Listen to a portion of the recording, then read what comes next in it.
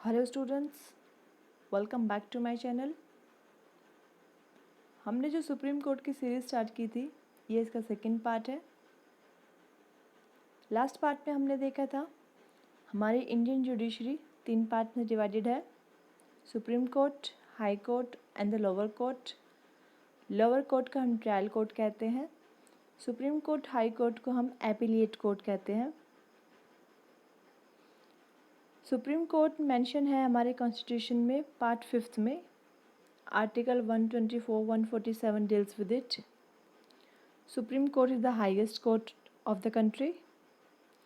इसमें 34 जजेस होते हैं, एक चीफ जस्टिस एंड 33 अदर जजेस। हमने लास्ट पार्ट में देखा था अपॉइंटमेंट ऑफ सुप्रीम कोर्ट जजेस। सुप्रीम कोर्ट जजेस are appointed by the president after consultation with the PM of the country. Independent judiciary का जो कंसेप्ट है वो अमेरिकन कॉन्स्टिट्यूशन से लिया गया है। हमने कॉलेजियम सिस्टम भी देखा था कल, और NJAC national judicial appointment commission के ऊपर भी हमने बात की थी। आज हम करने वाले हैं अपॉइंटमेंट ऑफ चीफ जस्टिस। हमारे देश के मुख्य न्यायाधीश की नियुक्ति किस प्रकार की जाती है? From 1950 the practice has been to appoint the senior most जज of the Supreme Court as the Chief Justice of India. 1950 से यही होता आ रहा था कि जो प्रेसिडेंट होते हैं वो सीनियर मोस्ट जज को चीफ जस्टिस बना देते थे। सीनियर मोस्ट जज के चीफ जस्टिस बनने से ना किसी को कोई परेशानी थी, ना किसी को दिक्कत, और ना ही कोई विरोध करता था, सब सही चल रहा था। बट 1973 में एक जस्टिस AN रे, अजीत नाथ रे, जो कि 9th सीनियर मोस्ट जज हुआ करते हैं, मतलब कि इनके ऊपर 8 जज ऑलरेडी बैठे हुए हैं जो कि इनसे सीनियर हैं। ये 9th सीनियर मोस्ट जज थे। अब आप पॉलिटिकल प्रेशर कहिए या मनमानी कहिए, राजनीतिक गलियारों से ये खबर आ रही थी कि AN रे, अजीत नाथ रे, इंदिरा गांधी के क्लोज थे, और इस वजह से इंदिरा गांधी ने प्रेसिडेंट के पास फ़ोन किया कि जो AN रे हैं, अजीत नाथ रे, 9th सीनियर मोस्ट जज थे, बट इसके बावजूद इंदिरा गांधी ने प्रेसिडेंट को बोला कि आप AN रे को चीफ जस्टिस घोषित कर दीजिए। नेक्स्ट डे प्रेसिडेंट ने ऐसा ही किया, AN रे को चीफ जस्टिस घोषित कर दिया। तो उनसे ऊपर जो जजेस थे, सीनियर मोस्ट जजेस थे, उनको गुस्सा आया। उन्हें ऐसा लगा कि हम क्या बेवकूफ़ बैठे हैं यहाँ पर। अभी तक अगर सीनियर मोस्ट जज को चीफ जस्टिस बनाया जा रहा था, तो अब ऐसा क्या हो गया जो हमसे जूनियर हैं, जो 9वें नंबर पे सीनियर आ रहा है, उसको आपने चीफ जस्टिस बना दिया। इन सब को देखते हुए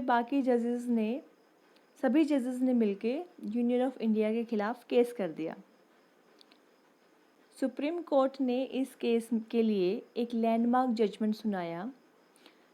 एक लैंडमार्क जजमेंट सुनाते हुए सुप्रीम कोर्ट ने कहा, भारत के चीफ जस्टिस की नियुक्ति प्रेसिडेंट के द्वारा ही होगी, लेकिन उस व्यक्ति को सीनियर मोस्ट जज होना अनिवार्य है, कंपलसरी है। चाहे वो बंदा प्रेसिडेंट को पसंद हो या ना हो, बट उसको सीनियर मोस्ट जज को ही चीफ जस्टिस बनाना पड़ेगा। This is the appointment process of chief justice. जो भी सीनियर मोस्ट जज होगा वो चीफ जस्टिस अपॉइंट होगा। Now let's come to the qualification of chief justice. He should be a citizen of India, Bharat का नागरिक होना चाहिए। शुड हैव बीन अ जज of high court for 5 years। उसके पास हाई कोर्ट के जज के नाते 5 साल का एक्सपीरियंस होना चाहिए। Should have been an advocate of high court for 10 years। High court के वकील के तौर पे उसके पास 10 साल का एक्सपीरियंस होना चाहिए। ये टाइम पीरियड सक्सेशन पीरियड है।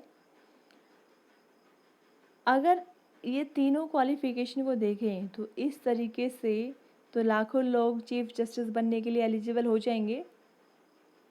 But there is also a fourth qualification that needs to be compulsory.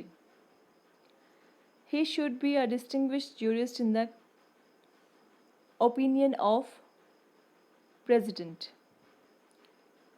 He should be a distinguished jurist in the opinion of president. उसको president की नज़र में एक distinguished jurist होना चाहिए. These are the 4 qualifications for eligibility of Chief Justice of India. Oath. Chief justice को जो शपथ दिलाई जाएगी वो प्रेसिडेंट के द्वारा दिलाई जाएगी. Tenure. He hold office attains the age of 65 years. 65 years की एज तक ही उसका कार्यकाल होता है. After retirement they are not allowed to do practice in any court. Retirement के बाद वो देश के किसी भी न्यायालय में प्रैक्टिस करने के लिए अलाउड नहीं है. This is one of the reason कि हमारे देश के काफ़ी जजेस चीफ जस्टिस बनने से मना कर देते हैं, क्योंकि उन्हें पता है 65 साल की उम्र में ही उन्हें अपना करियर ख़त्म करना पड़ेगा, बंद करना पड़ेगा. फॉर एग्ज़ाम्पल राम जेठमलानी, उन्होंने चीफ जस्टिस बनने से मना कर दिया था जस्ट बिकॉज़ कि उन्हें पता था 65 साल की उम्र में उन्हें अपना करियर बंद करना पड़ेगा. इसीलिए उन्होंने चीफ जस्टिस बनने से मना कर दिया और वो उनका भी रिसेंट में ही देहांत हुआ. 95 ईयर्स की एज तक वो केस लड़ते रहे हैं. रेजिग्नेशन. अगर किसी चीफ जस्टिस को अपना रेजिग्नेशन देना है तो वो प्रेसिडेंट को देगा. Now let's come to the removal of जजेस. अ जज of supreme court can be removed from his office by N order of the president. President के आदेश पर ही एक सुप्रीम कोर्ट के जज को निकाला जा सकता है. President can issue the removal order only after an address by the parliament.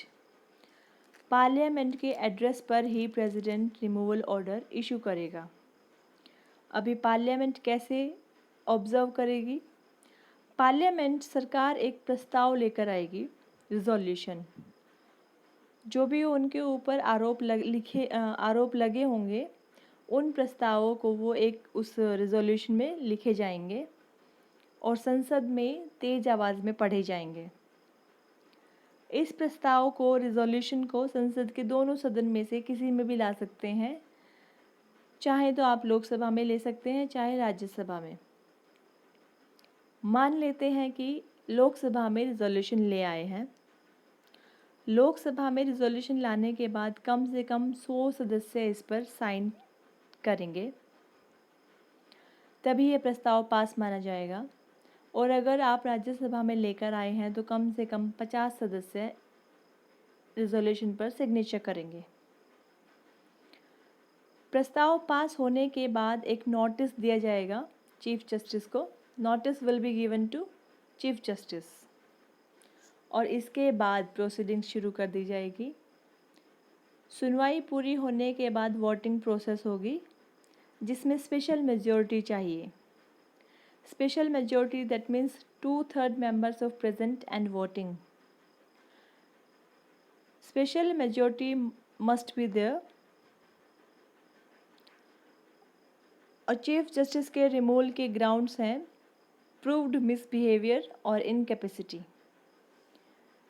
In grounds के ऊपर आप रिमूवल इम्पीचमेंट प्रोसेस स्टार्ट कर सकते हैं. अभी तक प्रोसेस सिर्फ 3 बार शुरू हुआ है लेकिन कभी भी कंप्लीट नहीं हुआ. The process has started 3 times but never get completed. So you must be surprised and it is interesting to know that no judge of the Supreme Court has been impeached so far. अभी तक impeachment process के through किसी भी supreme court के किसी भी जज को रिमूवल नहीं किया गया है. So that's all for now. इसके नेक्स्ट पार्ट में हम करेंगे सुप्रीम कोर्ट्स की powers, the writ issued by supreme courts, types of writs. Thank you. Stay tuned. Be safe.